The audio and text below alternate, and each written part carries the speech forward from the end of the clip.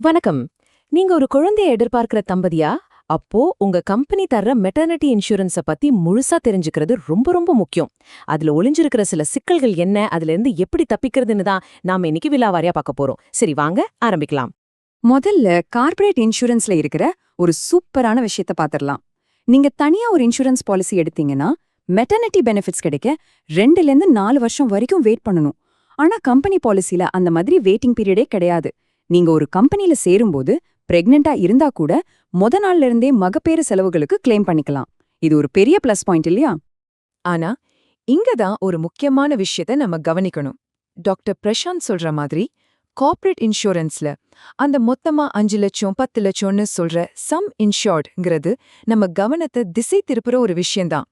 உண்மையில உங்க பணத்தை மிச்சப்படுத்த போறது ரூம் வாடகைக்கும் டெலிவரிக்குமான அந்த சின்ன சின்ன சப் லிமிட்ஸ் தான். அப்படி என்ன அதுல இருக்கு?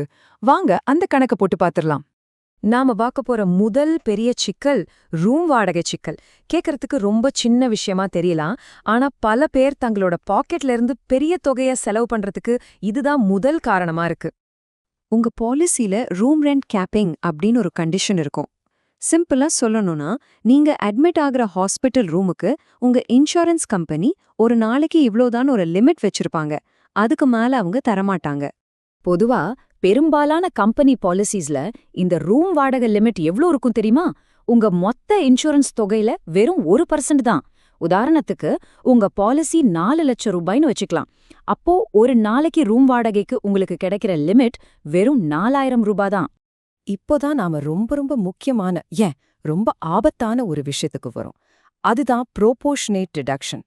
அப்படின்னா என்னன்னா, நீங்க உங்க ரூம் வாடகை லிமிட்டை தாண்டி ஒரு ரூம் எடுத்தீங்கன்னா எவ்வளவு சதவீதம் அதிகமா செலவு பண்ணீங்களோ அதே சதவீதத்தை டாக்டர் ஃபீஸ், சர்ஜரி, மருந்துன்னு மத்த எல்லா செலவுகள்ல இருந்தும் இன்சூரன்ஸ் கம்பெனி குறைச்சிருவாங்க. இது வெறும் ரூம் வாடகையை மட்டும் பாதிக்காது, உங்க மொத்த பில்லையும் பாதிக்கும். இந்த கணக்க பாருங்க, உங்களுக்கே புரியும். உங்க லிமிட் 4000 ரூபாய். ஆனா நீங்க கொஞ்சம் வசதியா இருக்கட்டுமேனு 8000 ரூபாய் வாடகையுள்ள ரூம் எடுக்கிறீங்க. அதாவது 50% அதிகமா செலவு பண்ணிருக்கீங்க. இப்போ இன்சூரன்ஸ் கம்பெனி என்ன பண்ணுவாங்க? உங்க டாக்டர் மற்றும் சர்ஜரி ஃபீஸ் 1 லட்சம் ரூபாயில 50%, அதாவது 50,000 ரூபாயை பிடிச்சிட்டு மீதி 50,000 ரூபாயை மட்டும்தான் கொடுப்பாங்க. நர்சிங் சார்ஜ் 50,000 ரூபாயில 25,000 தான் கிடைக்கும். பாத்தீங்களா? நீங்க ரூமுக்கு அதிகமா செலவு செஞ்சது வெறும் 4000 ரூபாய் தான். ஆனா அதனால உங்க கையில இருந்து போக போறது 1 லட்சத்துக்கும் மேல. இதுதான் அந்த ரூம் வாடகை ட்ராப். சரி, ரூம் வாடகை மட்டும்தான் பிரச்சனையான்னு கேட்டா இல்லங்க. இத தாண்டியும் சில மறைமுகமான கட்டுப்பாடுகள் இருக்கு. அதுவும் உங்க செலவை திடீர்னு அதிகமாக்கலாம். வாங்க அதையும் என்னன்னு பாத்துரலாம். முக்கியமா இந்த 3 விஷயத்த நோட் பண்ணிக்கோங்க. 1, நார்மல் டெலிவரிக்கும் சி செக்ஷனுக்கும் தனித்தனி லிமிட் இருக்கும். 2வது, பிறந்த குழந்தைக்கு இன்சூரன்ஸ் கவரேஜ் எப்போ இருந்து கிடைக்குங்கிற ரூல்ஸ். 3வது, ஒருவேளை குழந்தைக்கு NICU, அதாவது பச்சிளம் குழந்தைகளுக்கான தீவிர சிகிச்சை தேவைப்பட்டா அதுக்கான செலவுகள். இந்த சார்ட்ட பாருங்க.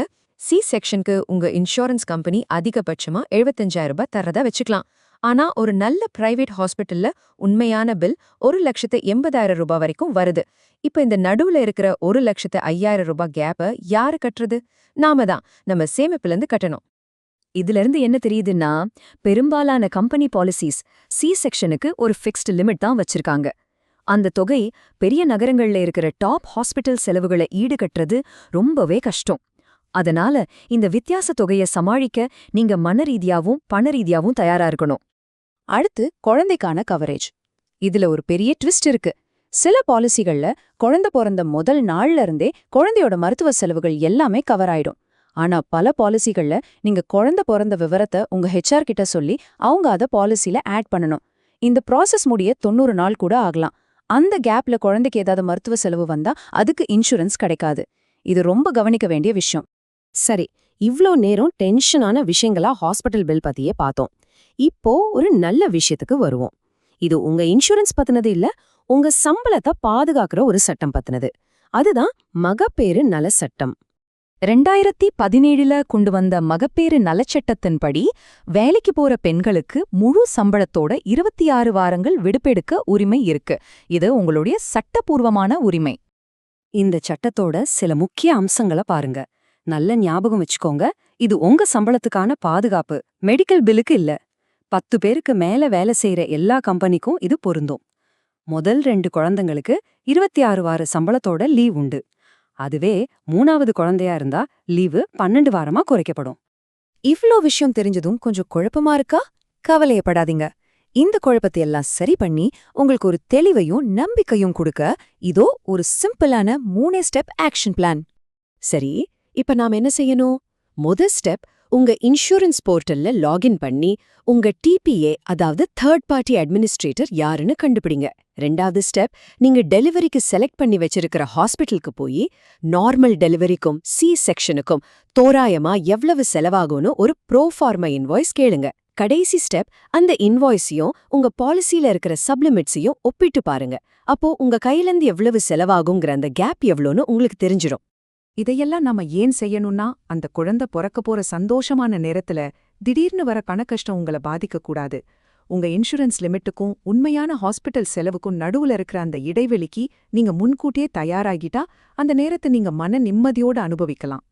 உங்க கையில ஒரு பாதுகாப்பு வலை இருக்கு, அதுதான் உங்க கார்ப்பரேட் இன்சூரன்ஸ். ஆனா அந்த வலையில எங்கேயாவது ஓட்டை இருக்கான்னு செக் பண்ணி பார்க்க நீங்க தயாரா? இந்த தகவல்களை பயன்படுத்தி இன்னிக்கே உங்க பாலிசியை ஒரு தடவை செக் பண்ணி பாருங்க.